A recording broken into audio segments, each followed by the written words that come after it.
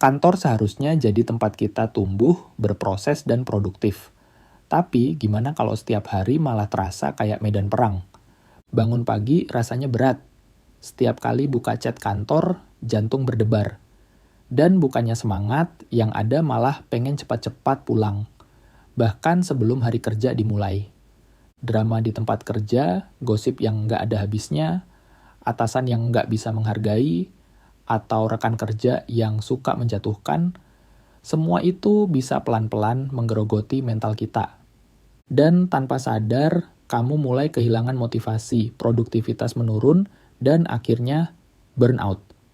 Nah, di video ini kita bakal bahas gimana sih ciri-ciri lingkungan kerja yang toksik, kenapa hal ini bisa bahaya buat kesehatan mental, dan yang paling penting, gimana cara bertahan tanpa harus kehilangan dirimu sendiri. Karena kamu berhak punya karir yang sehat, bukan cuma di dompet, tapi juga di hati dan pikiran.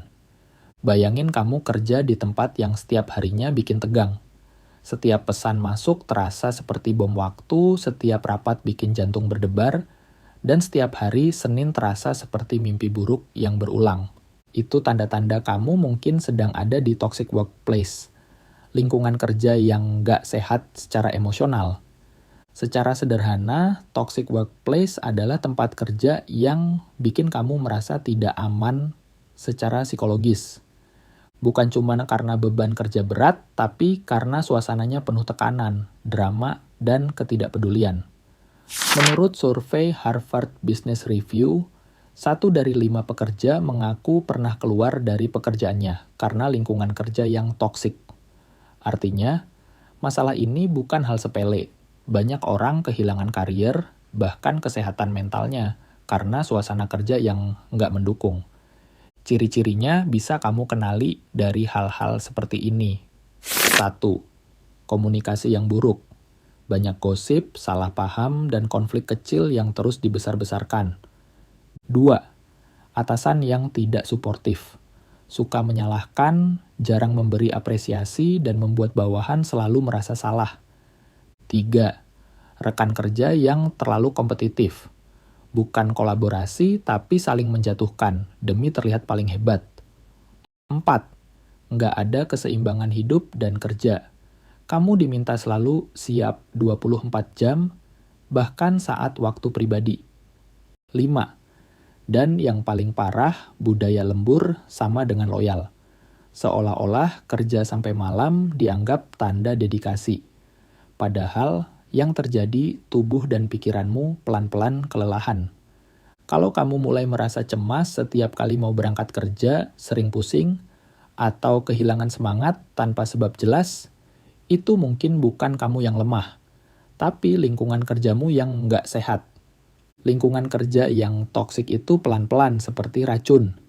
Nggak selalu langsung terasa, tapi perlahan menyusup ke tubuh dan pikiranmu. Awalnya mungkin cuma stres kecil, deadline, kritik dari atasan, atau gosip di kantor. Tapi kalau terjadi terus-menerus tanpa dukungan yang sehat, stres itu bisa berubah jadi stres kronis. Secara medis, stres kronis membuat kadar hormon kortisol meningkat terus-menerus. Akibatnya, tubuhmu selalu dalam mode siaga. Kamu jadi susah tidur, sering sakit kepala, bahkan tekanan darah bisa naik tanpa kamu sadari. Kalau dibiarkan, stres kronis ini bisa berkembang jadi burnout. Kondisi kelelahan fisik, mental, dan emosional yang parah. Kamu mulai kehilangan motivasi, nggak lagi peduli sama hasil kerja, bahkan jadi sinis terhadap pekerjaan sendiri. Dan yang lebih berat lagi, kondisi ini bisa memicu gangguan kecemasan dan depresi. Studi dari American Psychological Association menunjukkan bahwa 52% pekerja di lingkungan kerja yang toksik berisiko mengalami depresi dalam waktu 6 bulan. Depresi di tempat kerja bukan cuma tentang sedih atau malas. Kadang kamu cuma merasa kosong, kehilangan makna, dan setiap hari terasa seperti mengulang hal yang sama tanpa arah. Dan saat otak terus berada di mode survival, fokus dan kreativitas ikut menurun. Kamu nggak lagi bisa berpikir jernih atau berinovasi karena semua energi mentalmu habis untuk bertahan. Jadi kalau akhir-akhir ini kamu merasa cepat lelah, sulit konsentrasi, atau kehilangan semangat kerja, jangan buru-buru menyalahkan diri sendiri. Mungkin yang kamu butuhkan bukan libur 1 hari, tapi lingkungan kerja yang lebih sehat. Kalau kamu sadar tempat kerjamu toksik, pertanyaannya bukan cuma gimana cara bertahan, tapi juga gimana cara tetap waras di tengah kekacauan itu. 1. Kenali lingkungannya, jangan menyalahkan diri sendiri. Kadang kita mikir, mungkin aku yang kurang kuat, padahal bukan kamu yang salah, tapi sistem atau budaya kerja yang memang nggak sehat. Tubuhmu bereaksi stres karena itu mekanisme alami untuk melindungi diri dari tekanan. Jadi kalau kamu merasa lelah, cemas, atau kehilangan motivasi, itu bukan tanda kelemahan, itu tanda kamu manusia. 2. Jaga batasan diri, set boundaries. Salah satu cara paling penting untuk bertahan adalah dengan menjaga batasan diri. Jangan bawa pulang stres dari kantor. Kalau bisa, batasi komunikasi kerja di luar jam kerja. Ingat, offline itu juga bagian dari tanggung jawab diri sendiri. Karena kamu nggak bisa bantu siapapun kalau dirimu sendiri sudah habis duluan. 3. Bangun sistem dukungan. Ngobrol bisa jadi penyelamat. Ceritakan apa yang kamu rasakan ke teman kerja yang bisa dipercaya atau ke keluarga. Penelitian menunjukkan dukungan sosial bisa menurunkan stres hingga 30%. Kalau memungkinkan, cari mentor. Seseorang yang bisa kasih perspektif objektif, bukan sekadar ikut marah bareng. 4. Fokus pada hal yang bisa kamu kontrol.